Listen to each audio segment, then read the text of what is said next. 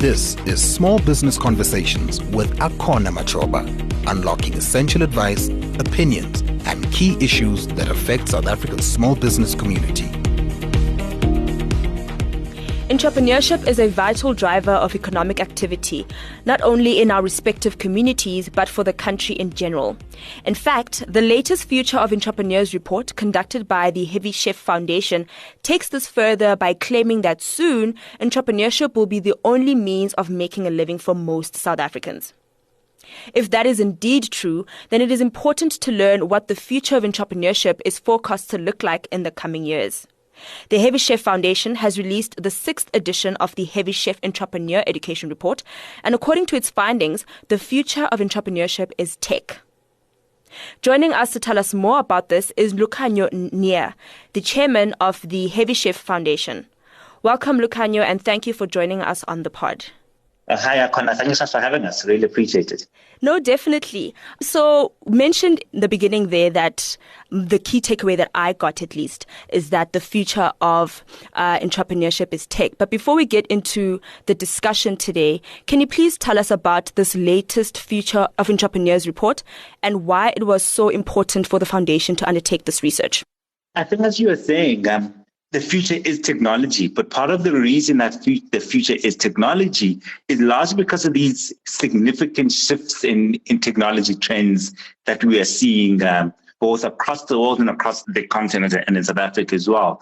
And we certainly thought it was necessary to begin to understand what is driving and shaping the learning habits of entrepreneurs in the country to better understand how they're thinking about technology and how that's going to shape their businesses as well. That's the real reason why for us it was important in partnership with our different partners to see in the end what is the impact of this revolution and whether or not the benefits would be worthwhile for South African entrepreneurs. And can you just tell us a bit more about the research methods used in this report? When was it conducted and who did you speak to? So we employ a combination of qualitative and quantitative research methodologies. For the electronic surveys, we partnered with a whole host of organizations and or companies who have existing databases of vetted business owners. So the likes of Yoko, Black Umbrellas, Workshop 17, and multiple others. That was really about running surveys. We were asking them questions. We surveyed about 9,000 entrepreneurs. So that's the quantitative component of it. Then on the qualitative component, we have with the Heavy Chef P2I Ltd, P2I has a learning platform. And that learning platform, we have over about 1,020 hours of content. We've interviewed a whole host of entrepreneurs, people we call heavy chefs. And so that's the other component of the research. And the last part of the research just comes really from in-depth interviews we've had with entrepreneurs who we've engaged and had those interviews with them. And what are the key insights that can be found in this report? I mean, what stood out most for you? On the high level, I think the first one was really around the idea that technology trends are increasingly aligning with long-held attitudes and learning habits of entrepreneurs. And by that we mean the entrepreneurs we've surveyed already have very high interest in learning and interest in technology as well. But this change in the technology trends is also aligning with their own ambitions, both at an individual level as well as at a company level. Another big insight we realized was that there's obviously these entrepreneurs are recognizing the power and importance of data science. And so they're wanting to spend a bit more money in investing in upskilling themselves so that they're better able to exploit the benefits of data science in their businesses. And then obviously, and I think we've seen in the last number of years, the large shift towards cloud services. And so what's obviously becoming quite clear is that the increasing in the usage of cloud services has meant that thanks to cloud computing, even small entrepreneurs now have access to the storage and computing power that previously only large companies would have had without needing to make the large capex investments or the personnel investments as well. So we're obviously seeing the shift towards entrepreneurs empowering themselves and equipping themselves in order to make the most of that trend. And I think the last of the big highlights we were seeing are that the opportunities that come about as a result of the shift towards increased use of technology, and what we saw in the report was that there are obviously now greater business opportunities for niche online communities. These communities previously, for them to be able to make the most of technology or make the most of these opportunities, would have had to, again, to make significant investments and capital investments as well. So I think what we've seen is that the increased use of technology has opened up these new opportunities for entrepreneurs as well. Mm-hmm. You know, one of the findings that stood out for me when I was going through the report was the aspect of hard skills and the skills that entrepreneurs find that they're not best at. And I thought that these skills were skills that are quite critical to running a successful business. Things like HR, operations, sales and marketing, and financial management were some of the skills that entrepreneurs highlighted as maybe not the strongest points. How do we anticipate advances in technology and cloud services to solve this problem? What does the research say about this? If you go back just to the very essence of why we set up Heavy Chef and Heavy Chef Foundation, was really about creating a platform in order to equip entrepreneurs in their entrepreneurial journey. And so that's the core of the work we were doing. Yeah. What we then realized, obviously, is that entrepreneurs simply do not have the time in order to take long courses, long extended periods of time in order to equip themselves. So how is it that they're able to get just-in-time learning in order to satisfy the gaps that they have in their knowledge in order to plow that back into the business? Yeah. Technology, obviously, so if you look at one of our partners, Xero, any entrepreneur who previously didn't have a background in accounting or even at a more basic level doesn't have bookkeeping skills is able to utilize a very easy-to-use platform like Xero in order to plug the financial component in their business. Mm. Similarly, if an entrepreneur has got an e-commerce platform and they require access to the cloud in order to store, whether it's images or videos that they're needing people to be able to utilize. Again, when you're able to use platforms like Azure or any of the other cloud computing services, it becomes a way for them to be able to, at a fraction of the price, be able to utilize and piggyback on skills that previously would have required tens or hundreds of people in order to satisfy that. So I think part of the opportunity that comes about with technology for entrepreneurs is even when the entrepreneurs themselves might not have all the depth of expertise and experience in a particular subject, if they're able to do the learning in order to understand directionally what's happening, then they're able to better utilize the technology in a particular direction.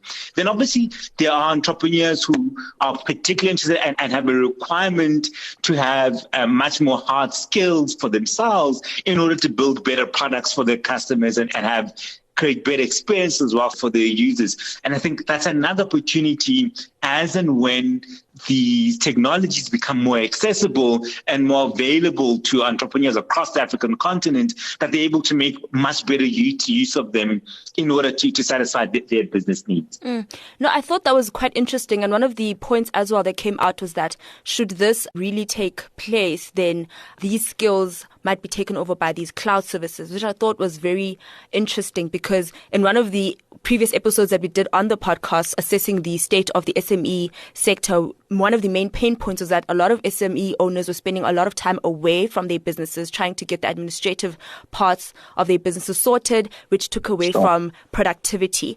But this report is future forward, right? It's looking at what is coming and what could come. There's no certainty on it. When do you anticipate that these kinds of resources will be made available to entrepreneurs to drive the impact that we so desperately want to see? Let's be fair and honest with ourselves. Yeah. The challenges on the African continent are such that it is near impossible to conceive that the kind of jump forward in the use of these technologies is possible in the absence of some of the very basics that are required. So we talk at the moment in South Africa, at any given point in time, we're worried about load shedding hitting us. We're worried about a whole host of basic problems. Sure. I'm raising this to say it's not an overnight jump that we're going to have. It obviously is going to be both incremental and at times exponential. In fact, I suspect, and we suspect as well in our work, that the kind of trajectory you saw with the mobile phone is a kind of trajectory you're going to see here. By that, I mean, there are people who will continue to see using feature phones to this day. Large amounts of people use feature phones. There are large amounts of people who use very basic smartphones. But then you also have, on the other end of the spectrum, people who are utilizing more advanced iPhones and Android phones. The point I wanted to land at is that some of these technologies are obviously available today. The challenge some people might have is access to data or connectivity, or the price of data and connectivity. Yeah. So there's some that are easy. So if you're talking about zero, you're talking about pay fast, you're talking about some of the basic entry-level technologies there. But the more advanced technologies are obviously a bit further away from us in order to be able to fully realize. Timeline-wise, I think it's both now and will continue to happen into the future, Connor. I worry the answer I'm giving you isn't too helpful, but I think it's a more realistic answer. It's not the androids coming over or some Borgs coming over and taking over overnight. No, I understand that. And I'll be definitely going to touch on the accessibility of these technologies, but I want to just move back a little bit and speak on the safeguards, because I really thought the point about cloud services taking over the duty of doing hard skills so that entrepreneurs can focus on their businesses to be quite interesting. But something that I was uneasy about was the fact that, every time that I've heard of people starting businesses, they've always been told that you need to do something you need to know your business in and out to avoid being scammed or things like that. And I wonder with services like the accounting example, if I'm employing a technological device or some code that someone has worked on to do my books for me, how do I know I'm not going to get into trouble with SARS later on? Like, what safeguards are there these entrepreneurs to ensure that things are done correctly, they're done on time, and I'm not going to get a knock from the tax man in like the next month or so? I think that's a very valid concern to have. And I think my personal approach is that there is a need to utilize a lot of these technologies as well as to make the most of them in your business and in your daily life as an entrepreneur. On the other side, however, is the responsibility for the financial health of your business or your startup as an entrepreneur can only be with you. You can't abdicate that responsibility to someone else. A lot of it is how do we utilize or in utilizing these technologies, how do you also make sure that we also understand some of the basics that are taking place so that when there is something amiss, you're able to say, but there's obviously something wrong here, or bringing in, as the business continues to grow, being able to bring in people to assist you. But I think at the end, Akona, our approach is the technologies are really meant to assist and support and make things more efficient. But that also does require a bit of knowledge, or at least a bit of upskilling from the entrepreneur's perspective, in order to be able to make sure that that which you're utilizing continues to serve your best interest. So these tools are supplements and help, but then you shouldn't divorce all responsibilities of the administrative aspect of your business. That's what I'm getting from you. Is that correct? 100%. That's understandable. So another finding that I found to be quite interesting was the fact that almost 70% of entrepreneurs said they were learning data science. Why is this skill so important? You mentioned it a little bit before, but can you just delve into a little bit more about why the skill is the skill of the future? Sure. I think part of the opportunity that comes about, especially with things increasingly taking place online, is that the entrepreneur now has access to much greater data on their business, on their customers, and everything in between. That obviously then means that the entrepreneur needs to find ways of being able to make sense of that data. Otherwise, it's merely numbers on a page. And I think part of the importance of entrepreneurs being able to upskill themselves on hard skills such as data science is being able to make the most of the opportunities that sits within their business environment. There's really no point in having an oil well on your piece of land at home and you know it's there, but you actually don't understand what it takes to get it out. You don't understand how much of it is there. And so part of the importance of being able to upskill oneself on some of these hard skills like data science is in order to unlock the potential or the value that sits within a lot of the data that entrepreneurs have and that they've been collecting over a period of time. I think it becomes easy to make sense of a fairly easy data set from this last month. But if you're thinking about data sets over multiple years across different products, different consumer sets, I think it becomes very necessary to utilize different skills and technologies and tools to make better sense of that data. Mm-hmm. So this, for me, sounds great, right? It's the emphasis on online because we live online practically, a lot of us. We have online presence in a lot of ways. And it makes sense for entrepreneurship to include that online presence and to lean on those online networks. But also another element of it has been, of business at least that I've heard of, is the fact that you need to have personal relationships with people, that the relationships you build with different people in different sectors are going to help your business thrive. And I felt that the research leaned a lot on online networks and entrepreneurs kind of finding their way outside of the constraints of public institutions and the norms of doing business historically. Oh. But I wonder, how do we strike the balance between having those physical interactions with people, going to lunches, I guess, and these networking events to meet people, and the online presence and the kind of solitude of figuring yourself out as an entrepreneur? How do we strike that balance?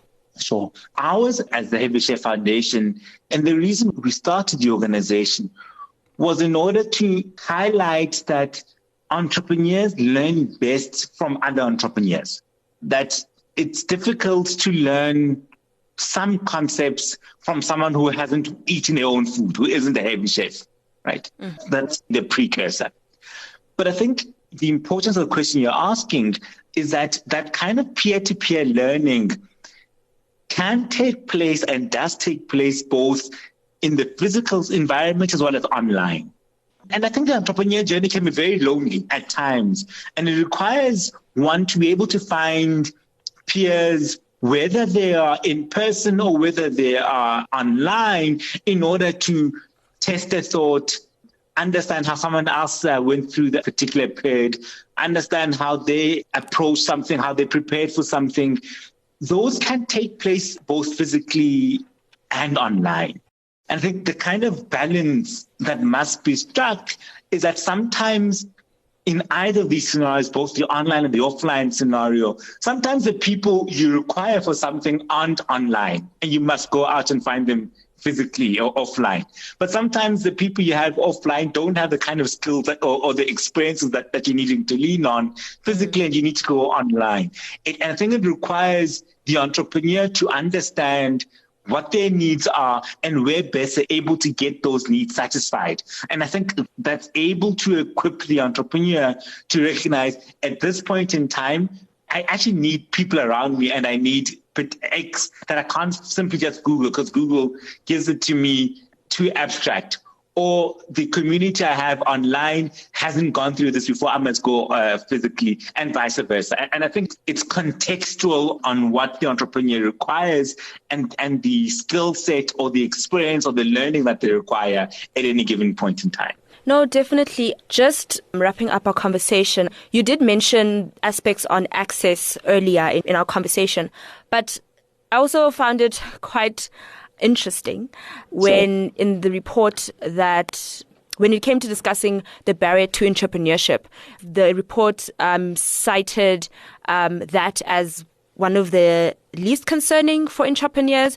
And I thought that was quite interesting in the sense that we know that South Africa has a huge digital divide. And you mentioned as well that access to technologies will vary for every entrepreneur depending on their immediate context. But how do we ensure that access is more equal rather than not for entrepreneurs, and access to opportunities the same or similar for someone in rural Eastern Cape or rural KwaZulu-Natal and the urban Johannesburg or urban Cape Town? Sure. One of the reasons we started Heavy Chef Foundation came after the starting of Heavy Chef, our learning platform. And the reason we did that was we genuinely, at least at the time, have had a very skewed bias towards urban areas, largely in the Western Cape and in Gauteng. What became quite apparent to us was that we were missing out on significant parts of the entrepreneur population across the country. Even in some of these locations, we have a bias towards. And part of that was because either an entrepreneur is unable to pay the 250 Rand all-you-can-eat pass that we give to the learning platform, or they're unable to have transport in order to go to the events we have every month. And so for us, it became necessary to think about how do we think about those entrepreneurs who are, in our parlance, disconnected entrepreneurs? How do we help them become more connected? And I think this requires potentially two kinds of interventions, Akon. There is obviously a much more structural intervention about how do government, how do large entrepreneur supporting organizations, how are they able to better support those entrepreneurs in these peri-urban and rural areas and provide them with the kind of support and access that they require. Unfortunately, and we see this a lot in the urban migration, that a lot of these communities end up losing people because their communities simply don't have the kind of facilities or amenities that these entrepreneurs require. And so there's a structural intervention that must take place there. But on the other side, there is an intervention, and we see this in a lot of the communities we work in, whether you're in Khayelitsha, where entrepreneurs are bringing themselves together, they're meeting regularly, and they're recognizing that they need access to data. So they're able to say, are we able to galvanize ourselves in order to go out and speak to an organization like Heavy Chef to provide us with additional learning or for the learning gaps we might have? Or are we able to call upon Heavy Chef to go back to their partners and say, we need X, Y, and Z, and we jointly look for something? But I think part of it, both of these things need to be happening side by side. If as entrepreneurs, we're going to keep waiting for government to come to the party, if anything that we are seeing, we're going to wait a very long time. But simultaneously, that doesn't mean that government and other organizations don't have the responsibility to perform their constitutional mandates and any other mandate that they have. But I think what we really are advocating for is how do we get entrepreneurs to collaborate amongst themselves, share information, understand what's required, and then begin to then find the places that are able to ameliorate or alleviate the kind of challenges that they're seeing in very concrete terms, and say, we have a very clear problem with data. How can we assist those who have the mandate to deliver this? We've got a very clear problem around access to finance. The entrepreneurs will say, we've been equipping ourselves with skills and knowledge in order to upskill ourselves. We're upskilled, but we simply don't have the resources to do what needs to be done. And I think there has to be this collaborative effort between entrepreneurs and other stakeholders who are able to increase accessibility, increase availability, while still advocating and still calling upon all other actors to come to the party as well. And that is Lukhanyo Neer, the chairman of the Heavy Chef Foundation. Thank you once again for your insights, Lukhanyo. Thank you so much, Akona. If you enjoyed this podcast, please like and follow Small Business Conversations and don't forget to share our episodes. If you want to contribute to the conversation, you can tweet me at machoba_a or you can email me at smepodcast@moneyweb.co.za to share your thoughts and suggestions for future conversations. Till next time, goodbye. You've been listening to Small Business Conversations with Akona Machoba. To listen to more Moneyweb podcasts, go to moneyweb.co.za, the Moneyweb app, or your favorite podcast platforms. Moneyweb, your trusted source for business and investment insights.